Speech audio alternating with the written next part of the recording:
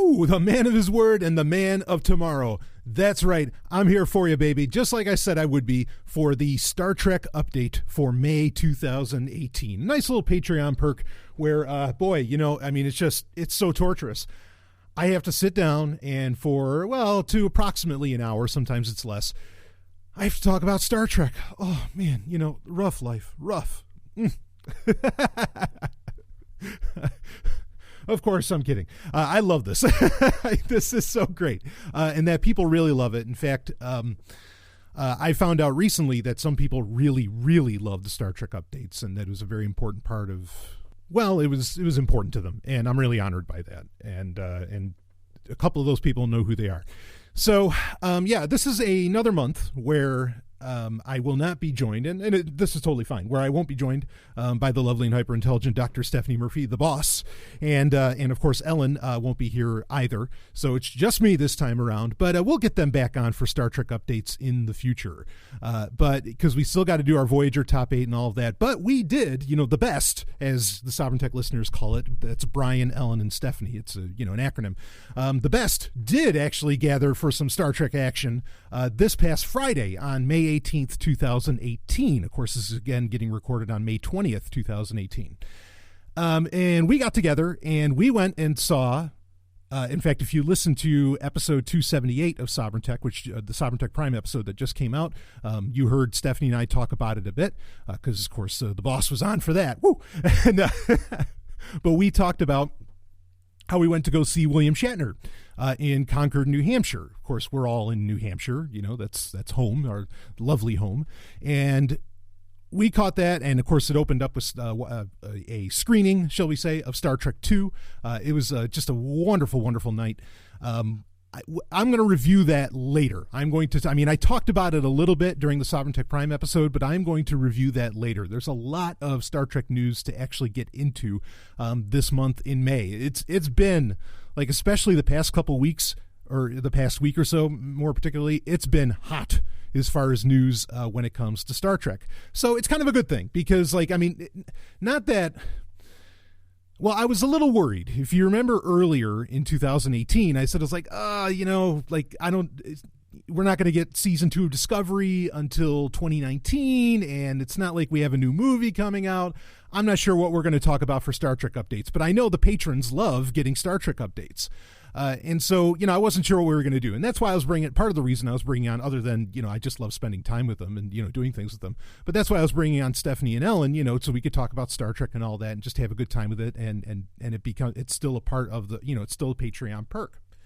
Because there's certain episodes I like to guarantee, certain types of episodes every month that I like to guarantee to the patrons that you're going to get, like the Relationship Rhombus, the Star Wars update, the Star Trek update, the Wednesday Q&As, the live hangout, which, by the way, I had said that the live hangout was going to be today on May 20th, and I had to push it back to next Sunday. But you can see the post for that just by going to sovereigntech.com, or you get it in your email if you're a patron, obviously, and you're the only ones that get access to it, so you know the score.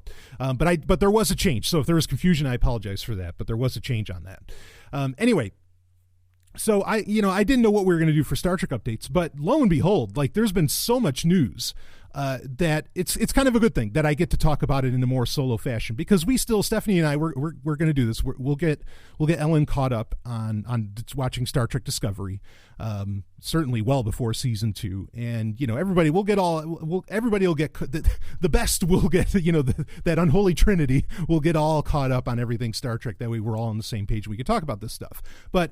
You know, if you're a diehard and have the time, you know, to really look into everything that's going on in Star Trek, maybe some of this news you've already heard, but you're going to get my special take on it. I like to think it's a special take. A lot of people tell me I'm very special. Sometimes they mean that in a good way, but only sometimes. Just kidding. Anyway, so yeah, we'll talk about the seeing William Shatner. It's not the first time I've caught Shatner, but we'll talk about seeing him. We'll talk about all of that. We have some comic book reviews we're going to get into, and we do have some very interesting news to get into as far as all of that goes. I do want to say, you know, just opening up a couple things as far as like releases that are going on with Star Trek and that are specifically Star Trek Discovery related. Finally, finally, now I talked about this in past Star Trek updates.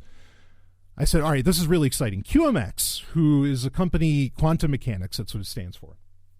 They release often really high-end collectibles, licensed collectibles for various franchises, Star Wars, Marvel, I think they even do Doctor Who, the new Battlestar Galactica, which fuck that shit, and they do Star Trek, in Stargate. They do a bunch.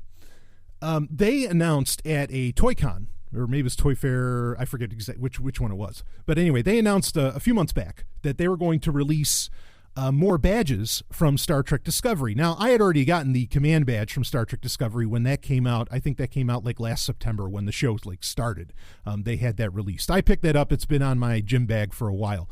But when they announced that they were going to sell the black badges, which, if you remember in the April update when we talked about that deleted scene from season 1 of Star Trek Discovery, which, by the way, spoiler alerts, folks. I mean, if you're listening to the Star Trek update, I hope you're really up to date on shit. But anyway, but we saw, now you see the black badges, okay, from Discovery. You see them in episode 3 of season 1 of Star Trek Discovery, and then you never hear anything about it. And I've been complaining about that for months. I'm like, could you give us something about this? And then finally we get that scene with Empress Georgiou, where she gets handed a black badge, and it would appear that it absolutely is in reference to Section 31.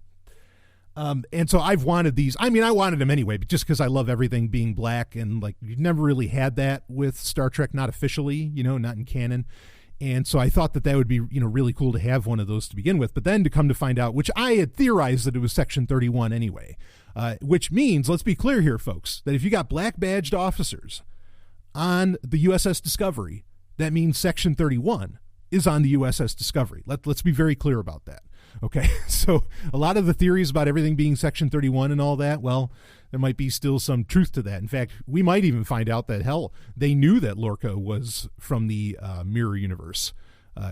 But anyway, well, we won't go any further than that. Who knows what Section 31 knows as far as all of that goes. But anyway, so I finally, end of April, literally by the day, I was refreshing the listing, because they finally put up a listing saying, and you could set up an email alert for when they're actually going to release the black badges. They released other ones too. They released the cadet badge that Cadet Tilly, or now I guess Ensign Tilly, would wear. And I don't really care about that one. I don't need that shit. I've been in this game too long. I'm not a cadet. But anyway. But finally, every day throughout April, I was constantly refreshing. It's like, where's, come on, you got to be selling these black badges. And it just keeps saying, coming soon. God damn it. Finally, it might have been the 1st of May. Or it was maybe the last week of April, something like that. It was just a little while ago. Finally, it said, order now. Yes. I instantaneously ordered 3. One for myself, one for, of course, Stephanie, and the other for Ellen. And it was so cool. And I made, in fact, I put a picture of this on my Instagram, and I talked about this, I think, in a recent Top 8 where I told you this little story, but I'll share it here in case somebody didn't listen to that. So I bought on Amazon, these little boxes, okay, that, like jewelry boxes that you would put a necklace in or something like that. I bought those. I bought a bunch of them because you have to buy them in bulk on Amazon. And then I, got an image, obviously off of the internet, and that was the Section 31 symbol. And I just did some, because my photoshopping, my photo editing skills are very basic. And I just made something that's, like this little picture that said, welcome to Section 31. And it had the Section 31 symbol and everything. Printed those out, made 3 of them, printed those out. And then on my birthday, best birthday ever, really. When Stephanie and Ellen and I were together, we, like I said, I was like, all right, well, I've got gifts for all of you. And I broke them all out and handed them over, and it said, welcome to Section 31. And Stephanie and Ellen just thought that it was so cool. They loved it. And they've been wearing them almost nonstop since then. And we all wore ours when we went to go see William Shatner in Concord. We were all wearing our Section 31 badges. I didn't see anybody else wearing those. Lots of people wear, in uniform, though, in cosplay, I should say, in Concord for, what are they calling it? Concord, right? on the 18th. But again, we'll talk about that more later. But that was so cool, and it was so much fun because, we're doing Star Trek Forbidden Frontiers right now. And like I mentioned in episode 278 of Sovryn Tech, now Ellen is actually going to be the editor for those stories and everything. I mean, and she's just brilliant, and she's got a far better, I think, mind for the English language. Well, she's got a far better mind, but, a far better mind for the English language and all that than I do. And so she's going to, make sure all the I's are dotted, T's are crossed, if you know what I mean. Get rid of a lot of the typos and all that stuff. And I think it's just going to be really great because we really want to do something special with Forbidden Frontiers, as well as the Sovryn Universe. That's part of it too. Just right now, we're really ramping up because Star Trek's so hot right now. I want to take advantage of that, and that's why I'm pushing so hard with Forbidden Frontiers. And not that the Sovryn Universe is on the back burner at all. It's not. In fact, actually, we have to record new intros for that. So that's coming to you. But it's just, it's taking advantage of the present media climate that's going on in the entertainment world. And I think having a really sexy, really well done, and you know how I do, erotic audio theater, I think it's going to drive people wild. I think it's going to bring a lot of people onto Sovryn Tech. And so, hey, what the hell? Let's do it. But anyway, yeah, we're doing it, and yes, it's true. Okay. Like I've had people email and ask, sure. Like when I write stuff, I get a lot of questions about creativity. So I'll talk about this here. Like I said, we got tons of Star Trek news to get into and some reviews to do.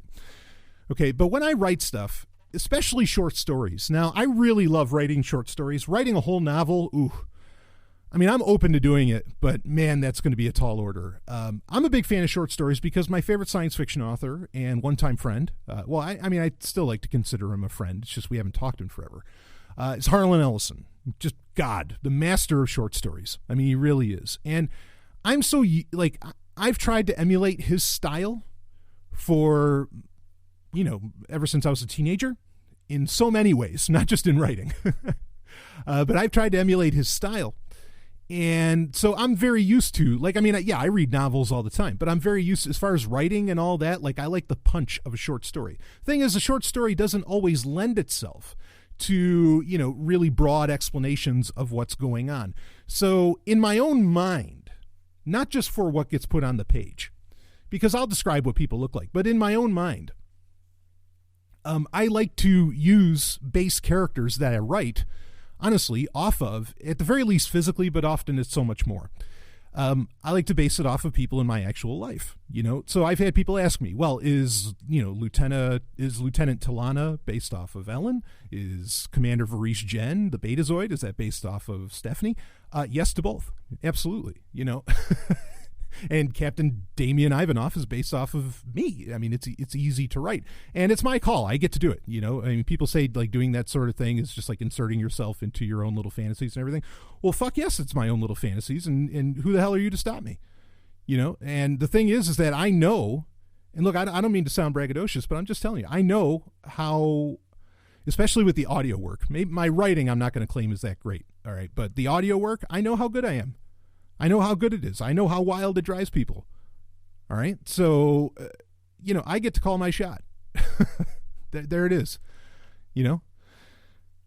So anyway, yeah, so it was fun because, and all those characters are Section 31. So, both Stephanie and Ellen got it, and it was really sweet. And it's just a lot of fun to walk around wearing, all three of us wearing those.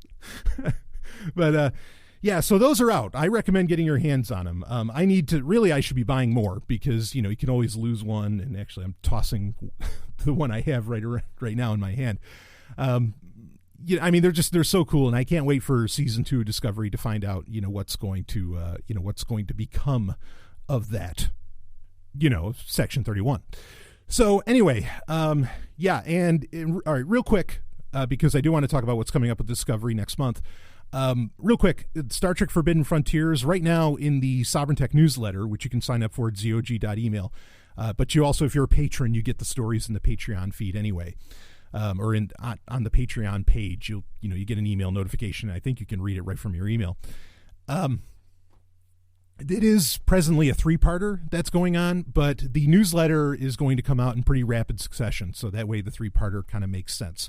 And I will be probably going with Forbidden Frontier stories until the erotic audio theater of Star Trek Forbidden Frontiers comes out. So just so you know what to expect with that. And then we'll go full bore with the Sovryn universe after that. But it's so much fun to write Star Trek, and it's kind of easy for me, because in fact, I got great response from the first Star Trek Forbidden Frontier story that I wrote, which was Vulcan Incognita, and just said, wow, great writing, blah, blah, and thank you. I'm honored by that. But it's really easy to write Star Trek because, kind of in my mind, I'm living Star Trek anyway, in my mind anyway, But regardless, anyway, and if you want to be living up that Star Trek, well, next month in June, we are finally getting another Star Trek novel. We've gotten very few Star Trek novels really in the past year. And most of them have been Discovery, which is fine because, again, they are considered more or less canon. They're called tie. The term they use is tie-in, but they're more or less canon, so they're worth reading in my opinion. And we will be getting the book Fear Itself, which is going to have a lot to do with, of course, our Kelpian, our Kelpian friend on the show, Saru. And this is written by James Swallow, which with a very unfortunate name, James Swallow. But that'll be coming out next month, and I probably won't do the Star Trek update until that comes out on the exact date.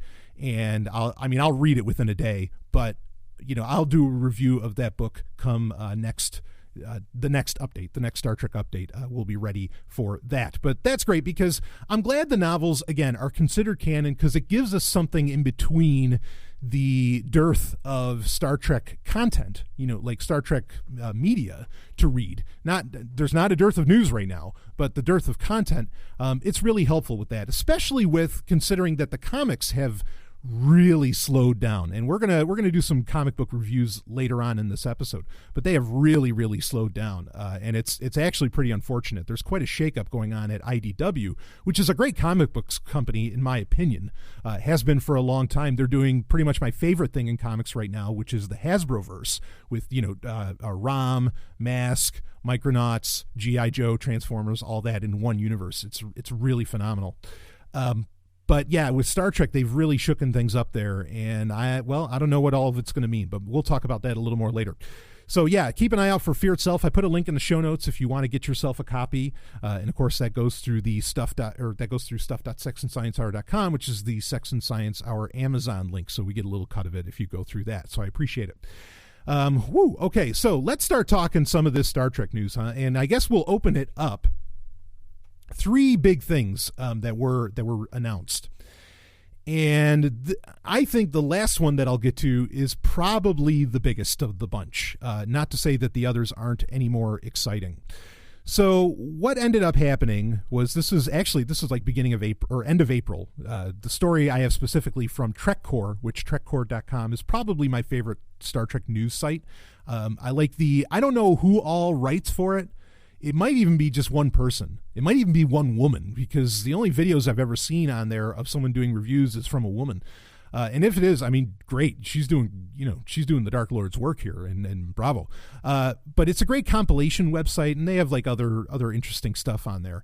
But I love TrekCore.com because it sort of has this one voice, and the reviews are very personal, as to where they're not so matter of fact, and I like that. You get the facts. But the posts and the news and everything does come off as very personal. They do reviews whenever new issues of comic books come out. It's really, really, really nice. So anyway, yeah. So back at the end of April, the CEO of Paramount, Jim Giannopoulos, I think is his name, he made some announcements that, in fact, the first statement he made was that there are several Star Trek movies in the works, or several Star Trek movies being made. Several. Not 2 or 3, several. Now, who knows what exactly that number means? Of course, I always equate the word several with 7, but whatever. But then he had to not backtrack really, but he pared down on the matter and said there are 2 presently in the works. So we have 2 Star Trek movies that are being made. That's the announcement. That's the official announcement from Paramount. Now, we're going to talk a little bit later in another news story about what's going on between Paramount and CBS, because that's a very ugly and interesting situation. But one of those movies, here's some of the going theories, okay? One of those, we know one of the movies. One of the movies is being titled Star Trek 4, which you would assume is and there's been some proof to this, that it's going to be the sequel to Star Trek Beyond. It's going to be the fourth film in the Kelvin timeline, and apparently it is going to deal with the story that was reported on back in 2016, that they would bring back Chris Hemsworth to play George Kirk, to play Captain James T. Kirk's dad, which he played in the 2009 J.J. Abrams movie Star Trek. And so that storyline is apparently going to go forward. This leads into our second bit of news. And so all of this news kind of comes together, really kind of melds together. But anyway, and that is that S.J. Clarkson, she has been hired as the director for Star Trek 4.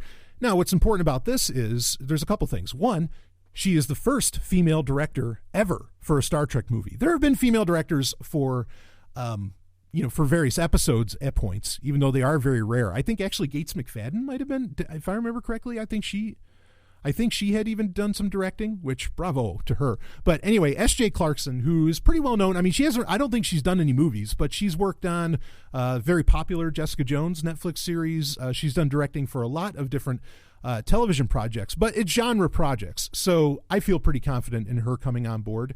I think I'll tell you how else I feel about this. I mean, first off, kudos, yes, to finally getting a fucking, female director for a Star Trek movie.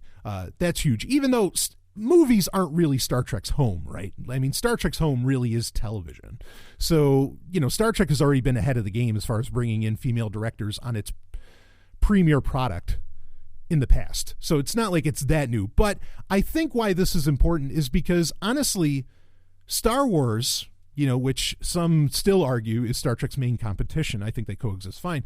Star Wars has continued to completely drop the ball on this. I know they're bringing on like female direction help with like Episode 9 and stuff like that, but they haven't really brought on the goods, and Robin and I, in the Star Wars update, I think for March, we talked about this when they announced was it Benioff and Weiss or whatever, the guys from Game of Thrones.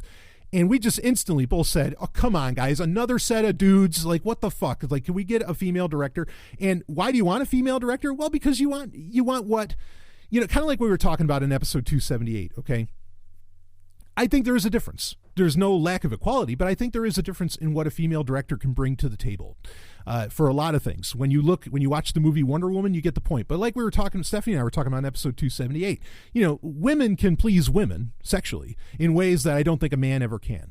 And I think that there are certain attitudes and platitudes that a woman can bring to the table for a production that are unique, or at least rarer, and comes from being raised in this present culture that is oppressive in a million ways, from a woman. And I think that's really cool. I'm very excited to see what S.J. Clarkson is going to do. And kudos to Paramount. Is it a PR move? Because right now, #MeToo and all this other stuff. Yeah, I think that's a part of it. But let's not take away from the credibility and the credit of what S.J. Clarkson has earned in doing this. I'm not going to take anything away from her, regardless of if it's some kind of PR stunt from Paramount or not. One of the beauties of Star Trek has always been, and I don't think Star Wars can make this claim necessarily either, not when it comes to movies or maybe certain venues, mediums that Star Wars releases content in, but not with the movies. But Star Trek has always been the expert at being subversive. It is in my opinion, is the most subversive media franchise in history, and it can sneak shit in. I mean, you don't notice it, or I think or should I say the bean counters, that in Hollywood and wherever else, they miss it. They don't notice it, that, oh shit, we got some truth out there. We laid out some interesting stuff. Like, they can always be Star Trek can always be culturally subversive. So even when, sure, CBS is just doing it for the money, Paramount's just doing it for the money, blah, blah, blah, blah, blah. But I really think that Star Trek can actually pull stuff out, can really sneak stuff under the table, if you know what I mean. And like a blowjob under the table in a restaurant, and then everybody's coming because, whoa, didn't see that, and then you feel it, and there it is. I think Star Trek can pull that shit off. So regardless of what kind of PR stunt this might be, this is still a great thing, and S.J. Clarkson, I think, is really going to make a name for herself with this. As far as I want to talk about, because again, the previous piece of news is that we're getting 2 movies in production right now. One of them being Star Trek 4, the other being untitled, and we don't know much about it. I'll talk about that in a second. But to talk about Star Trek 4, so, honestly, I could see this, and I'm not the only person that's theorizing this. And you want to be careful with theories, okay, especially when it comes to anything related to J.J. Abrams, which he's still kind of, a producer. As much as he's working on Star Wars, he's still a producer, effectively, with Star Trek projects. I would not be surprised if Star Trek 4 will be the last of the Kelvin timeline movies, and that they might wrap all this up to where, because if you're bringing back George Kirk, which his death and the appearance of the Narada from the future, from the prime timeline in the 24th century back into the 23rd century, creating the Kelvin timeline. If you bring back George Kirk and George Kirk lives the day, survives the day, say aboard the actual USS Kelvin, where the Kelvin timeline gets its name from, you might be able to close up the Kelvin timeline. And this might explain why Star Trek Boldly Go, which was my 2016 pick for comic book series of the year, why Star Trek Boldly Go was ended in April with only 18 issues, especially when that comic was white hot. I mean, and just coming up with great stories. And really, to me, Star Trek Boldly Go and Star Trek and the movie Beyond really finally sold the Kelvin timeline to me. Like that this is legit, this is fun Star Trek, this is the good stuff.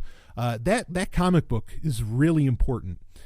And I wonder if because they're talking about that Star Trek 4 might fucking get, I mean, I can't believe this, but that it could be out in like 2019. I don't see how that's really possible. Maybe like January 2020, but sometime in 20, I don't know. That's a bold claim. But maybe they can turn around that shit that fast. I don't know. I mean, you can do Star Wars movies in pretty short order, it seems. So, well, maybe. But anyway, yeah, I could see that what they might do is they might, with having it be about time travel, bringing George Kirk back, they might be able to close up the Kelvin timeline and just make it like this fun little side story that exists for all time, and then everything goes forward with the prime timeline. They might be able to do that. And something else that might point at that's happening, see, all this news really, really melds together, is that Viacom, which is the head, so CBS broke away, when was this? Back in like 2005 or whenever, like 10 years ago, CBS broke away from Viacom, which also controlled Paramount. And that's when you ended up with this split where, okay, the Star Trek movies get made by Paramount. Actually, it might have been, was it 99? I don't know. It was a while ago. Anyway, so this is when you ended up with that. No, it wasn't in 99 because it had to be after UPN and everything. Okay, so when CBS and Paramount split, and outside of Viacom, you had a real split in who controlled Star Trek. CBS controls all of the episodic stuff, the television stuff. That's why they can do Star Trek Discovery. Paramount controls all the movies and movie distribution, okay? But CBS has been trying to do a buyout, effectively, of Paramount, to where they would have complete control and Star Trek would be under one house again, under one roof, and you could do very interesting things, okay? But right now, there's a legal battle going on between CBS and Viacom, so that's not exactly happening. But, I mean, maybe they want to do Star Trek 4 and just wrap up the Kelvin timeline because CBS is going to end up owning Paramount. And then they don't need a Kelvin because, they won't need a Kelvin timeline at that point. I mean, because one of the arguments goes, one of the theories goes, is that the reason they did a reboot a remake, effectively, but really it's they want to use the term reimagining, but it's just a very clever way of attaching to the Prime universe. The reason that Paramount did the Kelvin timeline in the first place was because that way they weren't beholden to what CBS owned. Okay, that's a theory, but I think there's a lot of legitimacy to that, and we've talked about that in previous Star Trek updates. Okay, so if Star Trek ends up all under one roof again, all under CBS, well, then you don't need the Kelvin timeline anymore, right? And you could still use those actors to play their respective parts. You could still get Chris Pine to play Kirk in the future, maybe an older Kirk in episodes of Discovery, or probably not in Discovery, but in other projects that are going on. And we do know there are other projects happening with CBS for Star Trek. You could use Zachary Quinto for Spock. I mean, this could still be a good thing. And it doesn't mean just because Star Trek 4 could be the last Kelvin timeline, movie doesn't mean that you still can't make use of those actors who just about everybody agreed, no, these actors were, whether they liked Into Darkness or whether they liked what happened with the Kelvin timeline and all that, most Star Trek fans, I think, agree that these actors are killing it. Like, I mean, they are delivering the fucking goods as far as those characters go. Certainly Zachary Quinto is. Carl Urban, I would argue, I mean, Dr. McCoy sells that whole series, or, sells that whole set of movies, that whole timeline, in my opinion. And so I would love to be able to use them in some kind of future adventures and future projects. That could be really, really exciting. We'll talk about one of those future projects in a second here. But, so Star Trek 4, I could see this being a wrap-up movie, where, everything comes full circle and you end up back on the USS Kelvin, but George Kirk survives. I could really picture that happening, and I think it's not a terrible idea. I think it's a fucking great idea to wrap up the Kelvin timeline. And then you could make movies. I don't know if they're going to make Discovery movies. I can't necessarily picture that, but then they could do something. So now they did say they had another movie in the works, and most people are thinking this must be Tarantino's Star Trek, which we talked about in previous Star Trek updates. So, but we don't know much about that. We don't even know that other movie is the Quentin Tarantino script. And also we don't know if Tarantino would be writing a movie for the Kelvin timeline, the Prime timeline, or if he's going to write his own little fucking Star Trek. And, I say go for it. Like, I'm actually okay with, as long as you pull off what J.J. Abrams did with the 2009 Star Trek film, as long as you pull off where you show that it's connected, that it's just an alternate universe or something, and that it's connected, go for it. In fact, hell, I'd love to see Tarantino do a Mirror Universe movie. I mean, and the Mirror Universe is getting fucking pushed right now in Star Trek. I mean, it's getting pushed hard. Like, I mentioned how in Star Trek comics, how, there's not as many titles are ending, blah, blah, blah. What's amazing is right now you have two titles running. You have the Star Trek Discovery comic called Succession, which takes place in the Mirror Universe. And then you've got the Through the Mirror, which is a sequel to Mirror Broken, which was an awesome, one of the best, if not the best Star Trek comic I think ever done, comic series ever done. And that's all about the Next Generation crew in the Mirror Universe. I mean, the Mirror Universe is fucking hot. And obviously, we know how much of season 1 was about the Mirror Universe. So if they want to give Tarantino a project where it's all in the Mirror Universe, I think he'd kill it. I think that'd be amazing, and just brilliant, because it would honestly explain away shall we say, Tarantino's insensitivities, and it would give him really a blank slate to do that with, within Star Trek. So that could be really cool, and that's just a little hope of mine. I have no idea if that's actually what's going to happen. I mean, I just don't. So that's the news with that. Now here's the third piece of news as far as going on with Star Trek, and this was kind of I feel like this was the biggest news and really a stick of dynamite in the Star Trek franchise. Nicholas Meyer last week was talking at UC Irvine. And I mean, he wasn't there for Star Trek. He was just, talking about filmmaking and all that other stuff. And Nicholas Meyer, of course, is the guy who uncreditedly wrote Star Trek II, The Wrath of Khan. He also was the director behind Star Trek VI.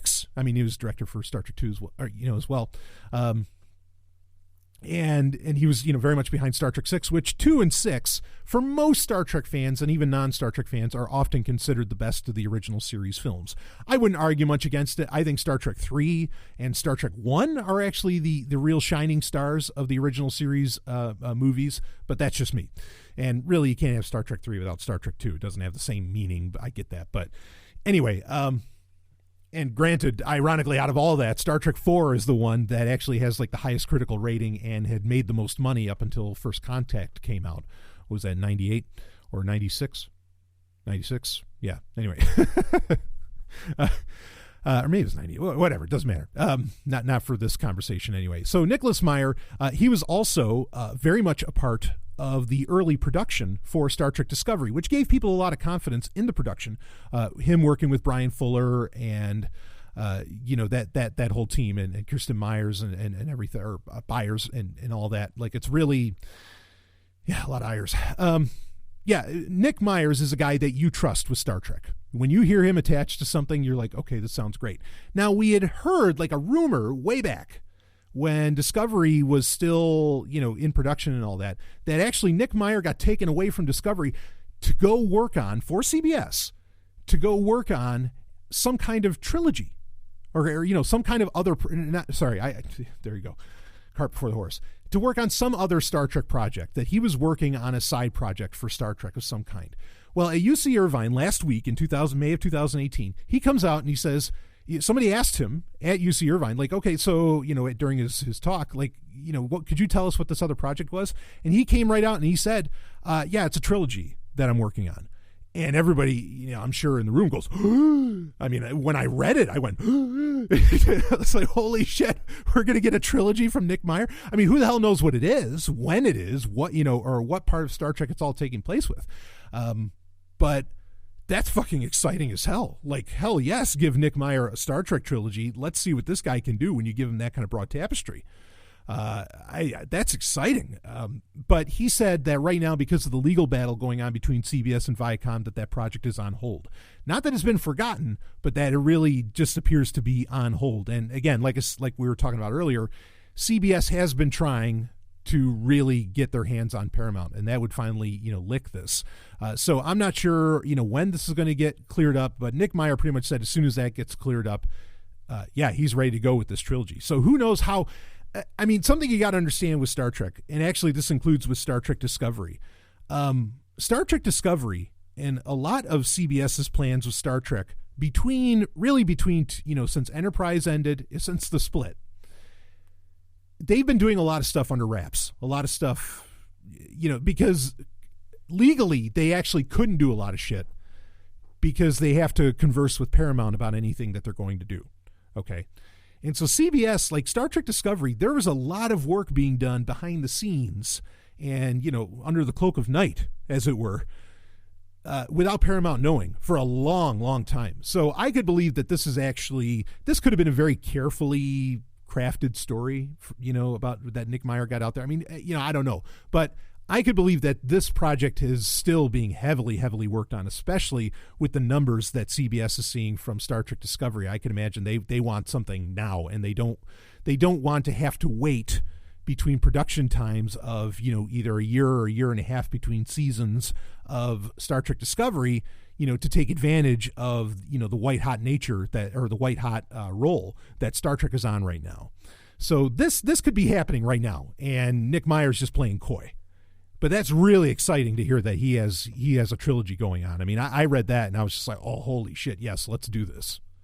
So, all right, that's it for Star Trek news. And that's honestly, in my opinion, all that's very exciting stuff. I'll take more movies. I'll take a Nick Meyer trilogy. I'll take the whole damn thing. S.J. Clarkson, good for you. I love it all. So, okay, let's do some reviews. And the things we'll just review this month are the comic book series that have been running, and one that sadly ended. So I guess I'll start off with what I mentioned earlier, Through the Mirror, which it's Star Trek The Next Generation Through the Mirror, which is the sequel to the critically acclaimed and acclaimed by me Mirror Broken Next Generation series. So we're only 3 issues in right now, but they are coming out very quickly. And there's at the end of each issue so far, I don't know if this is going to go for 5 or 6 issues. I'm not sure how long of a run this is going to go. But it's already off to 3 issues in. It's having a lot of fun, and it's a great start.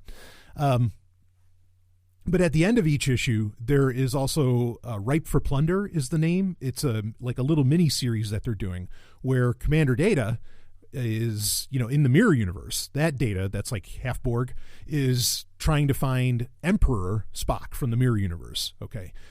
So Through the Mirror is a crossover between the Next Generation crew from, the Prime universe, and then the Next Generation crew from the Mirror universe that we were introduced to in Mirror Broken, and it was explained how they still exist. That pretty much, like we saw in Deep Space Nine, how there's the Bajoran Klingon Cardassian alliance, that while the Terran Empire had fallen, it had only fallen back to where it more or less controlled Earth, and that's about it.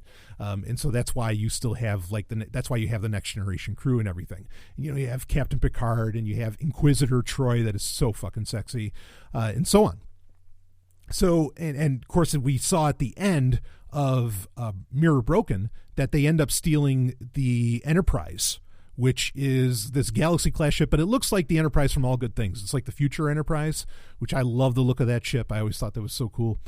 That's what they're commanding right now. And so it's a crossover event between those two crews. And there's been limited interaction between the actual crews themselves, even though Inquisitor Troy is being pretty seductive in the Prime universe. Oh, man. And there's interesting stuff going on with that. I've been enjoying this little comic book jaunt. One thing that's really nice is that, so it takes place because Wesley Crusher in the Prime universe is, he's on the con. He's Ensign Crusher aboard the Enterprise D. So this isn't taking place like around Nemesis or First Contact or anything. It's taking place beforehand, which is nice because then when they do the intro at the beginning of the comic, they say, oh, there's an encounter with the Mirror Universe that had only happened twice before, which is cool because that means they're referencing, of course, the original Mirror Mirror episode from the original series, and then also the encounter that occurred throughout season 1 of Star Trek Discovery. So it's nice to get there's a lot of nods in these 3 issues so far to Enterprise, as in the show Star Trek Enterprise, to Enterprise and to Discovery, which is really, really nice. Like I like getting a lot of these canon connections within it.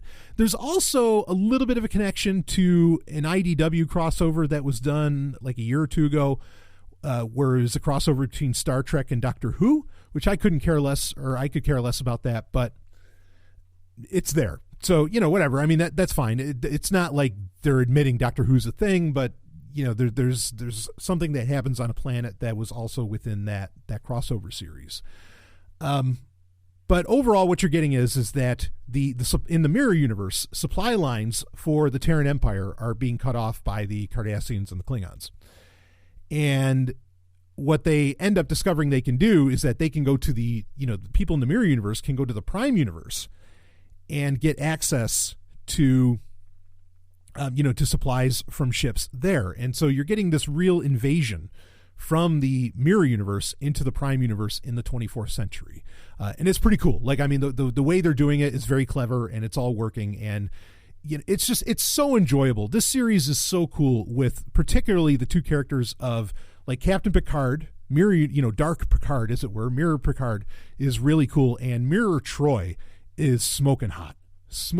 And also Mirror Barclay is an interesting character as well. So you get a lot more exploration on that. They could run. I said this back when they started Mirror Broken.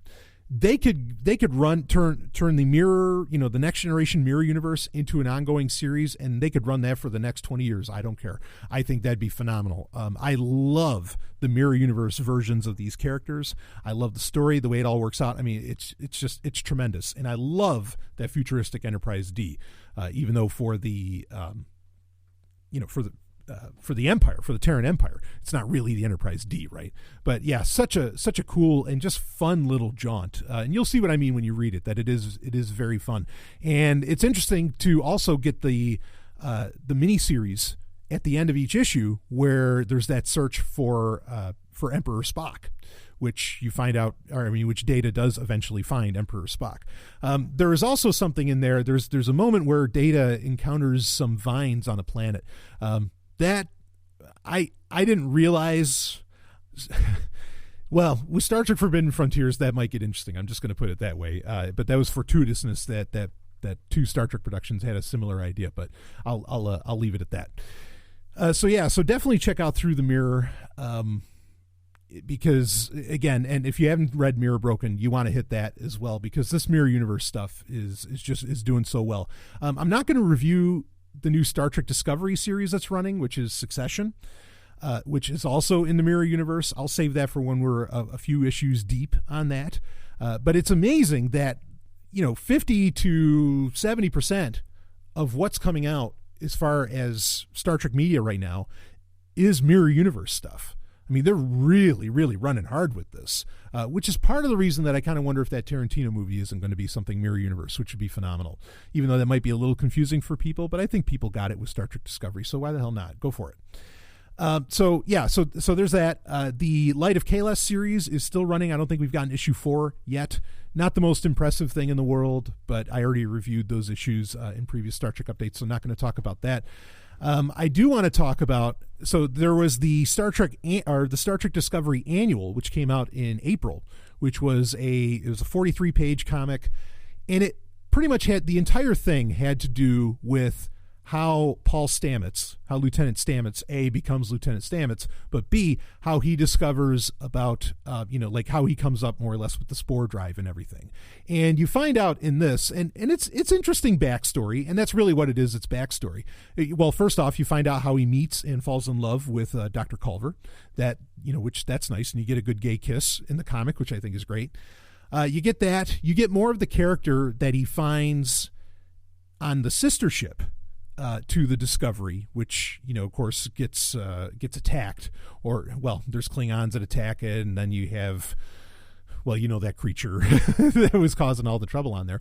But you get to find out about more of his buddy that's on that ship, and you get to find out how they kind of came together. So you get some nice backstory. Like, it'd be really cool to read this and then go into season 1 of Discovery, because it gives you a nice chunk of backstory. Even Captain Lorca makes an appearance in it, which is cool. And Stamets, you find out that there is this particular mycelia, okay, and it's one that's only found on asteroids, like in really deep space. So it's very rare that they can find it. So they explain a little bit of that, like, okay, well, maybe there's just not a whole lot of this particular type of mycelia anyway, and it's like Stella Vortis is the name of it, which means star paths. That's the name of the particular mycelium that he goes after, and that he ends up making the spore drive out of.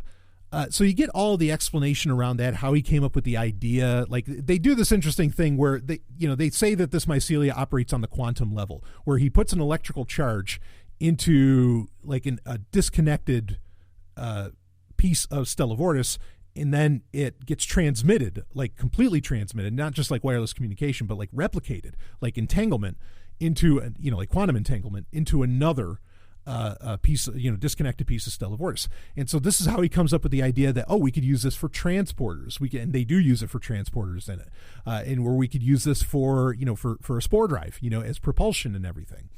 And you also get Stamets, like, he has a very at first he has a very anti-Starfleet attitude, anti-military attitude, which I think is a healthy thing to always have. And Starfleet's not supposed to be the military. Well, they were just in a war, so I don't know, you tell me what that is. But regardless, that was cool. It's a totally worthy read, and throughout it you find out about this character, spoiler alerts, about this like really young woman who is an expert in what, myconology or whatever that's called, or within it, astromyconology, which is mushrooms, mycelium. And at the end of the book, you find out that that's actually Cadet Tilly. And I thought that was a nice touch, and she makes an appearance at the end of it. I thought that was really cool. So they really, it is a very nice prequel comic to season 1 of Discovery, and it leads you right up to it. I enjoyed it. The idea of, what did they call it? I think they called it organic entanglement instead of quantum entanglement. That was interesting, like they're trying to put some pretty hardcore, or trying to make up, as only Star Trek can, some very interesting technology, come up with some interesting technology to explain, what they're doing in the show. And so I thought that was cool too. Well worth the time. And probably, it's, we don't have a lot of Discovery comics, but it's definitely, if you're going to read a Discovery comic, that's the one to read. It's easily the best of the bunch so far. And maybe the best story overall, next to, as far as like tie-in material, next to Desperate Hours, the first Discovery novel, which I think is just required reading. It's a brilliant book was that David Mack? Not Dayton Ward. I think that was David Mack. That was fantastic. So so definitely enjoyed Star Trek Discovery Annual for 2018. That was phenomenal. Now in 2008, or in April 2018, we also ended up with issue 18, which was the final issue of the Kelvin Timeline comic book, sequel comic book, really, Star Trek Boldly Go, that takes place after Star Trek Beyond and has to do with Kirk commanding the USS Endeavour while the NCC 1701A is getting finished, is getting built, like you saw at the end of Star Trek Beyond. This has been a tremendous comic book series all the way. And like I said earlier, it really solidified the Kelvin timeline for me, along with the movie Star Trek Beyond did it too. But it really solidified it for me. I just thought it was fantastic. And it's really a shame to see it go. You end off the last storyline, which has been Idic, had to do with, and I've talked about this in previous Star Trek updates, had to do with like all these, Kirks from all, and Enterprise crews from all these different universes, alternate dimensions. Okay. And like there's a plant one, there's one where Kirk is actually he's an orphan with the Klingons. I mean, like there's all these crazy stories. There's like a female Khan in one of them. I mean, it's really, really interesting stuff. And I feel like they had to wrap it up very fast. And I don't know why they wrapped it up very fast. They did put an end to the story. What you find out effectively is that Gary Mitchell, who, of course, if you remember from Where No Man Has Gone Before, is Kirk's buddy that becomes pretty much a god. And Kirk has to kill him, which, speaks well for Star Trek back in the 60s. The first order of business for the captain of the Enterprise is he has to kill God. Which I'm sure atheists appreciated, but and still do. No, anyway, you get my point. So you find out that, well, no, actually, there's Gary Mitchell is running around or at least from the Kelvin timeline, which that in the original Star Trek, which was the series was just called Star Trek, but it was in the Kelvin timeline, the comic book series from IDW. They go through the Gary Mitchell story and everything, and it does kind of end up different. So you have this where you find out Gary Mitchell, the reason why all these different Kirks are coming together is because he's trying to kill Kirk in every universe. Like he just wants total revenge against Kirk. And well, the way that it all ends up is interesting. But because of finding, Kirk, there's a point where Gary Mitchell, like Kirk tricks Gary Mitchell into making him a god. And when Kirk does this is important to bring up. So spoiler alerts, but this is important to bring up. Eventually, Gary Mitchell does not die. Kirk does not kill him. He kind of outwits him a bit, but he doesn't kill him. And Gary Mitchell says he's, visits him at the end of the series and says, I'm still out here and I'm still going to wipe you out at any given moment. But Kirk responds to him and says, well, it's like, yeah, you took away my godlike powers that you gave me in the first place. He said, but I still have all the memories from all of those. And I know that in some of those universes, everything's all right. And you see a point where he sees George Kirk still alive. And I think he thinks to a time, to one of the universes that he was, that Kirk as a god could experience, where, his dad, George Kirk, is still alive and well, and he grows up with him. And I think that might be really pointing at what Star Trek 4 is going to be about, and pointing at the fact that the Kelvin timeline is going to come to an end. And that if it does, I mean, I don't know that Gary Mitchell is going to make an appearance in Star Trek 4. It'd be interesting if he did, if that was pointing at that. Then we'd know why this kind of ended in that way. And again, look, if this movie's going to come out in 2019, yeah, I mean, that's pretty fresh memory, for a series to end 18 issues in April of 2018. And then I guess I'd kind of understand it. But you could tell that there are a lot of stories that could still be told in this comic book. And again, it's one of the best comics, I think, was one of the best comics running.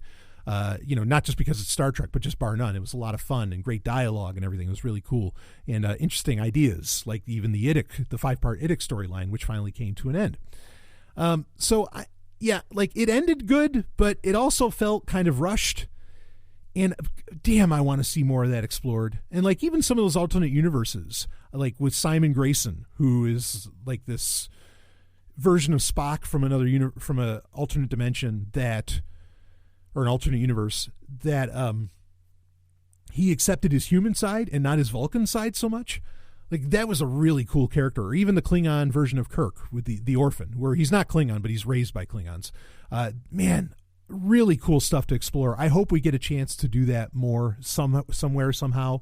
But who knows what IDW is doing? I mean, they're obviously pushing hard with Discovery right now, and they're pushing hard with the Mirror Universe overall. And maybe all these things are pointing in directions of where CBS and Paramount are going to go. I can't say. But they're not. None of this is really bad comic books.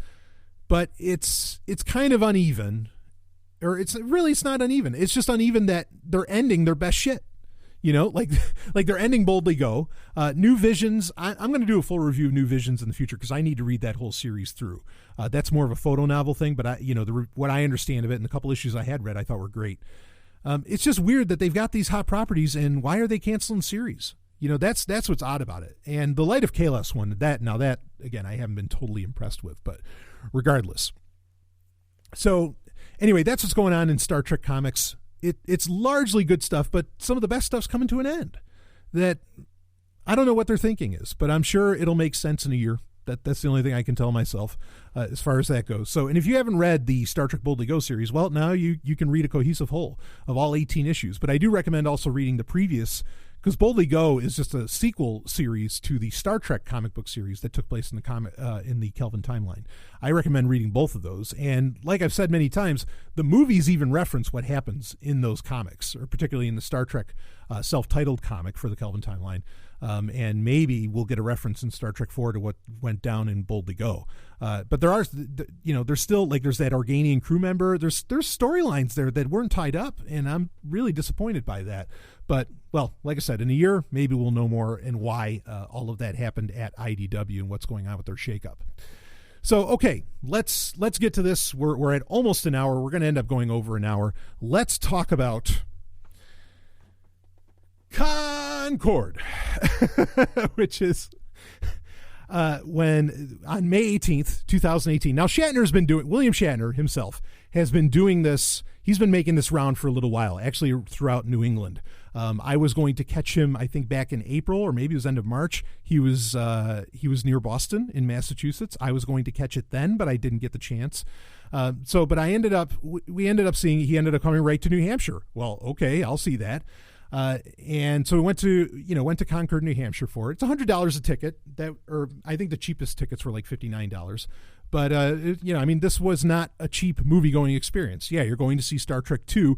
It was the director's cut that they were playing, so I think they were playing it off of the Blu-ray, which that's fine. It's a great transfer. I reviewed the Blu-ray in the past. It looked beautiful. So it was the director's cut that we ended up seeing. And you sit through that. And the theater that we went to, you heard my review of the theater, like how it had an Egyptian motif and everything. That was pretty nice.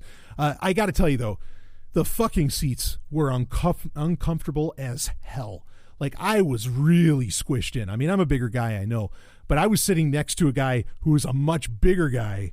And I don't necessarily mean muscular. I mean, a much bigger guy. And, like, I was kind of being squished against Stephanie and Ellen. I was like, oh, shit. And, I mean, like, my knees were definitely hitting, the seat in front of me. I thought I was getting pretty comfortable seats. I don't know if there's a comfortable seat in the place, but overall the theater was pretty nice. The sound was good and everything, that was fine. So Stephanie, Ellen, and I were there, we're watching the movie. And what's really nice, so there's parts of the director's cut, and I've talked about this when I reviewed the Blu-ray release in a Star Trek update. There's parts of the director's cut where, like, I think it's just because I'm so used to the original version of the film, the theatrical version, I should say, that, like, it sounds weird when there's a little bit of dialogue snipped in the middle of a scene, or where there's an alternative take that's used. It comes off as weird to me because especially the original series Star Trek films, in fact, it annoys the hell out of Stephanie. I can quote them. Like, I can say the lines before the actors say them. Like, I've watched those movies so many fucking times. And so it always feels a little weird when I watch the director's cut for Star Trek 2.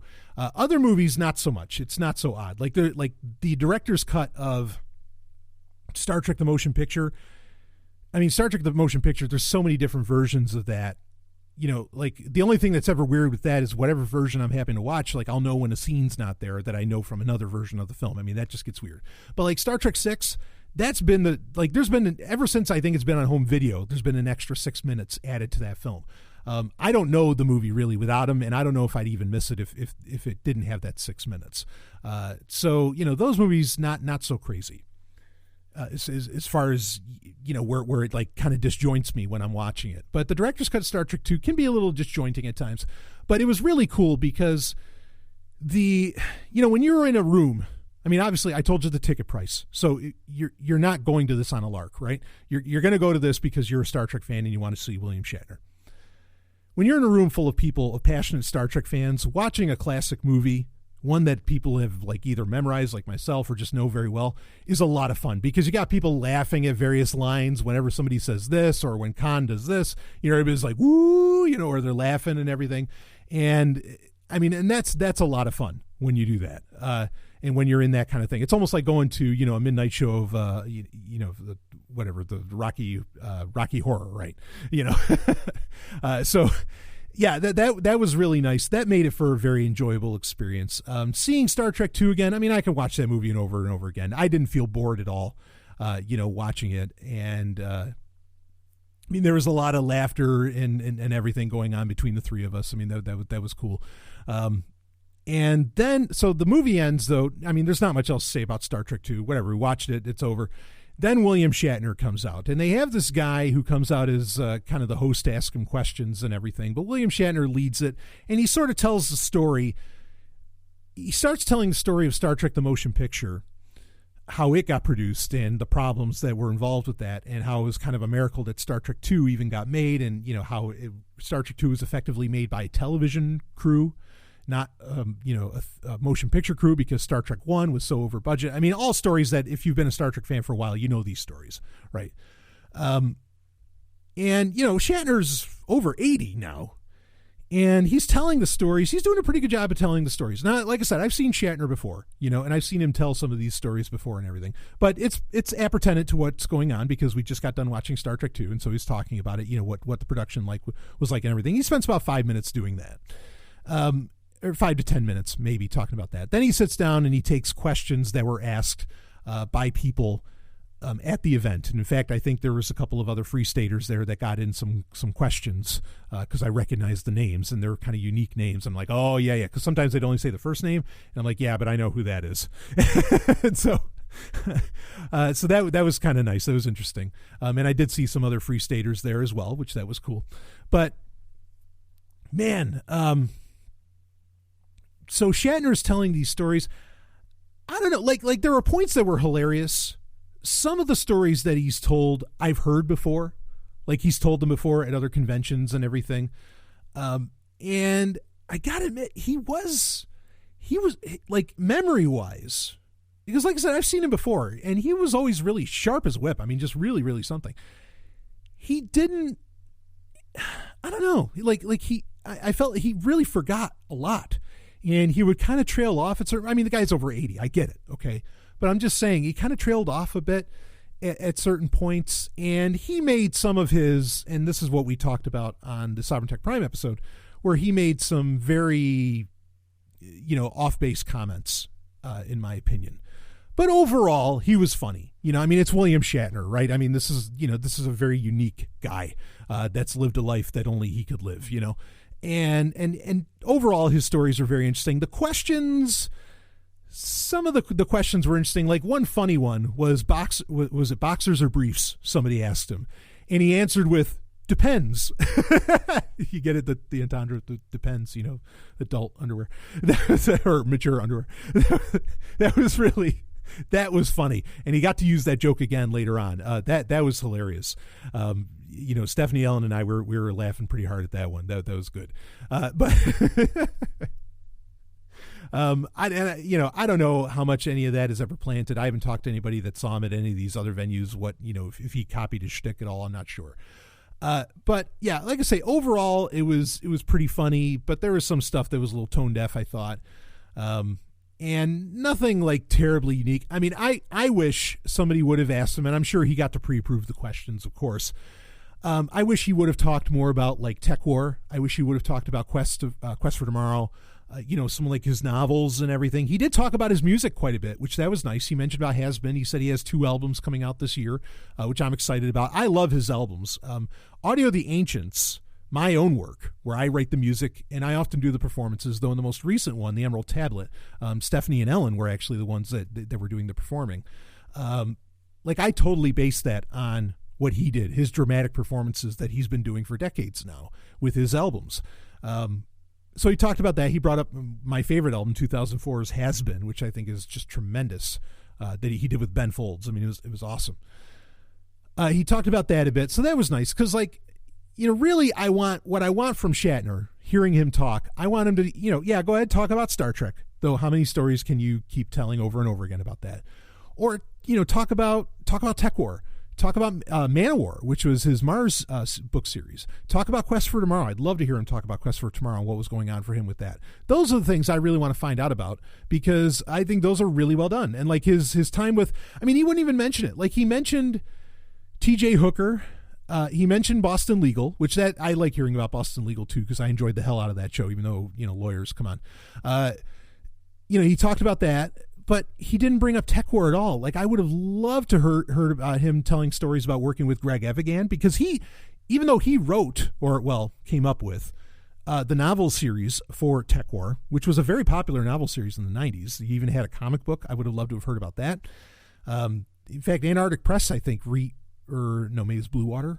One of those ended up redoing or, restarting the TechWar comics, but I don't think they went any further than a couple of issues. I would have loved to hear him talk about the TV series that he did for USA of TechWar, where he worked with Greg Evigan, because I thought that was a killer TV series. I mean, you had 4 movies, 4 TV movies, and then you had that awesome little series. That was phenomenal, way ahead of its time. So I was disappointed that nobody there bothered to ask him about that. I mean, because like I talked about in the Sovereign Tech Prime episode, in episode 278, I'm not just a fan of Captain Kirk. Like I was a huge fan of William Shatner himself and everything that he would do. Yes, Kirk is the impetus for it and the starting point, but I was really a fan of William Shatner. I thought he had so many cool ideas and so many interesting things, and the guy was just such a dynamo. Talk about somebody I've tried to emulate.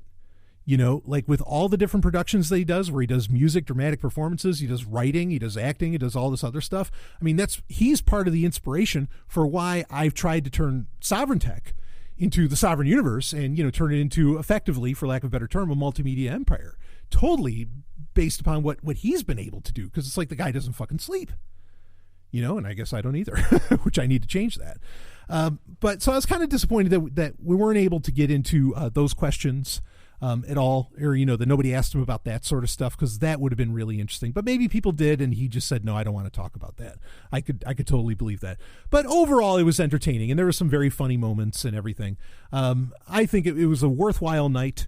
And I said this to Stephanie and Ellen. I mean, I'm always worried that, at any point, because of his age, that he's just going to drop dead. I mean, we've already lost DeForest Kelley. He told a great story about DeForest Kelley too, about toast, that I'll say this quick, where DeForest Kelley, they're on set for one of the Star Trek movies, and he says to William Shatner, he says, it's like, Bill, I think, man, I think I'm losing my mind. I think I'm getting dementia or something, which is believable, because I mean, the guys were getting very old, especially in the later films. And so William Shatner he's telling the story. He pulls this trick on DeForest Kelley, where he has Leonard Nimoy come in and say, Leonard, distract him. And so DeForest Kelley starts making some bagels or something on set, and Leonard Nimoy would distract him. And then, when he'd put in the bagels, William Shatner would run up to the toaster and take the bagels out and then restart the toaster. And that way, when DeForest Kelley would walk over to the toaster and it would pop up, there weren't any bagels in there. And, D would be like, whoa, what's going on here? And then he'd do it again. And then the whole thing, like Leonard would distract him again and whatever. And he'd do it 2 or 3 times with the guy. And then finally, DeForest Kelley was like, Shatner, you son of a, because he'd realized that Shatner was pulling a stunt on him to make him think that he was putting in bagels, but he wasn't, and that he was getting dementia. I mean, it was interesting. It was a funny story that he told there. But anyway, we've lost Leonard Nimoy, we've lost DeForest Kelley, we've lost James Doohan. There's concerns around Nichelle Nichols' health now. That's a whole other fucking ball game. It just feels like a matter of time, and I'm scared to death of that. So no matter what was going on, I wanted to make sure. I said, no, you know what? If I got the opportunity to see Shatner again, I want to see the man one more time. Just to be able to say I saw him one more time, see what he was like before he went, if he goes soon. I hope he never does. I hope, life extension technologies come out and him and Patrick Stewart are 2 of the first people saved or something, or it's used on. But man, yeah, his age shows. So, it's starting to show, as to where just a couple of years ago, I don't think it showed at all. But the way he's talking and everything, he's still brilliant, obviously, in so many ways, despite his conservative issues. yeah, I'm glad to have seen him, and I am honored to have gone to go see him, with my two favorite people in my life, the most beautiful people in my life, that being Stephanie and Ellen. That was really great to experience that with them. So overall, it was great. I think it was well worth it. Going to see Star Trek 2, that's cool. In fact, Ellen said she hadn't seen the director's cut, and so that was interesting for her. Stephanie had never seen the movie before, and so that was nice, to take them to see that. And then, and for it to be right in New Hampshire, that was awesome. But then, to at least see Shatner one more time, whether or not his performance after the fact or, what he was doing was uneven, that doesn't really matter. It was really cool to see him. And, now if something tomorrow terrible happens, I won't feel as terrible about it, because I'll say, well, at least I got to see him one more time. Because when Leonard Nimoy died, well, I mean, first off, that hit me like a ton of bricks, as it did a lot of people. Okay. And, I dedicated an episode of Sovryn Tech to him. I talked about it. I talked about it during a climax, during a Sovryn Tech Prime episode. When he made that tweet, 2-3 years ago, saying that, look, if you need a grandfather, I'll be your grandfather, like meaning I'll be your kind of your surrogate grandfather, whatever. And like I said, I took that to heart, because I lost I lost all my grandparents. I lost them years ago, and it was really nice to take him on. And so I always call him Grandpa Nimoy, or Grandpa Leonard. And I was really mad at myself that I didn't take the opportunity, to see him one more time. I was really, really mad at myself about that. At the very least, I want to be one of the people that they can hear giving them one more round of applause. It's important to me to do that. Like I want to do that. And there's a lot of people, where I know, and even if I had all the time and money in the world, and I don't, not even close. If I did, I would, I know I wouldn't be able to get to everybody that I'd want to give them one last round of applause, But these are the big ones.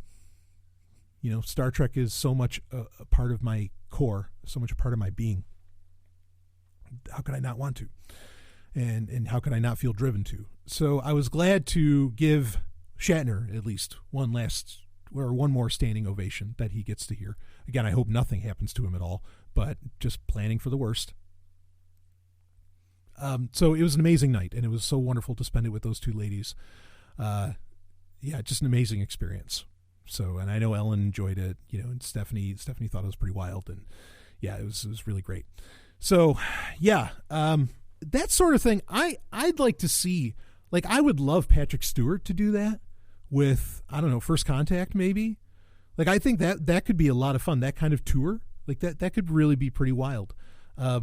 This sort of thing can happen more often. Like, and I know it does. I know in California, this sort of thing is very commonplace, where like the director will either come out before or after the film and talk about it, or hell, like The Rock, will come out after one of his films and surprise the fuck out of everybody at the theater, and he'll start talking about his movie and everything. This is one way, and we're talking about Star Trek 2, which is a classic movie. This is one way to get asses in seats in theaters, okay, and to make money. And again, you can say, well, but you can't cover that with, a $12 to $20 movie ticket. Okay, then you charge $60 to $100 or $60 to $150. Like, there's a VIP package which sold out instantly. I guess I didn't get my hands on those as much as I would have loved to.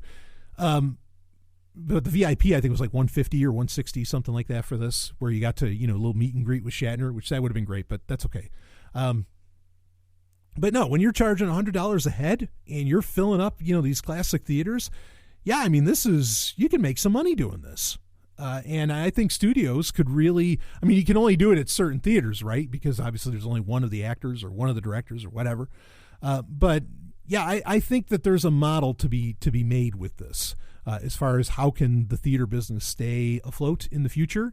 That's one way to go about it. Again, it's not something that you can exactly scale, and that's a problem.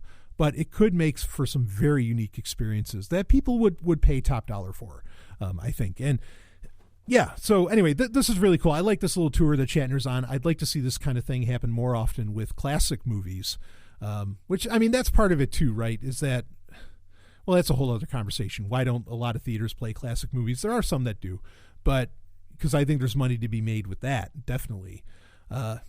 Yeah, this is an interesting model to run with, but I really enjoyed it overall. You know, even though, like I said, Shatner was a little uneven at the end, but overall it was really great. And again, you know, just getting to spend time with those two ladies is, you know, of course, means the world to me. So, all right. Anyway, there's your Star Trek update for May 2018. Talked a lot of news. Got some reviews in for comic books and some, you know, sadness that's going on with comic books, quite frankly. And got in some other little fun stories and a review of William Shatner in Concord. I mean, I never ever would have thought that would be a thing, that I would be paying to go see William Shatner in Concord. That's remarkable. So yeah, so good times overall. And Star Trek. I mean, right now, like, let's be clear, Star Trek is. You know, I've been using this term throughout the whole episode. Star Trek is white hot right now. It's not red hot. It's white hot. It's a big fucking deal right now. And its future is looking pretty damn good, even though with the shakeups at IDW and everything else. Overall, you got Paramount saying they're going to make several movies. You got Nick Meyer potentially working on a trilogy. You have, you know, season 2 Discovery coming on. I mean, you got so much shit happening. You know, Star Trek's experiencing the very beginnings of a real renaissance right now. So it's a great time to be a Star Trek fan. It really is. In fact, maybe even a better time to be a Star Trek fan than a Star Wars fan, ironically, even though there's cool stuff happening in Star Wars as well. Of course, on next week's Sovereign Tech Prime episode, that'll be episode 279. You know the deal when a new Star Wars movie comes out, because Solo Star Wars story is going to be happening, and I'm catching it. In fact, it's going to be me, Stephanie, and Ellen seeing that as well. I will do an entire hour review. I'll take the whole second half of the Sovereign Tech Prime episode, of episode 279, coming this next Saturday, reviewing this movie. And I know there's going to be a lot to talk about. But yeah, that's going to be really cool. So if you want your Star Wars fix, that's going to be happening. And of course, Robin and I will do a review of it as well for the Star Wars update coming out for May, which will be out, I guess, in a little over a week or so. So anyway, that's it for your May Star Trek update. A lot more content to come out this week. Some other Star Trek content actually to come out this week. And of course, the Wednesday Q&A and so much more. I will see all of you on the other side.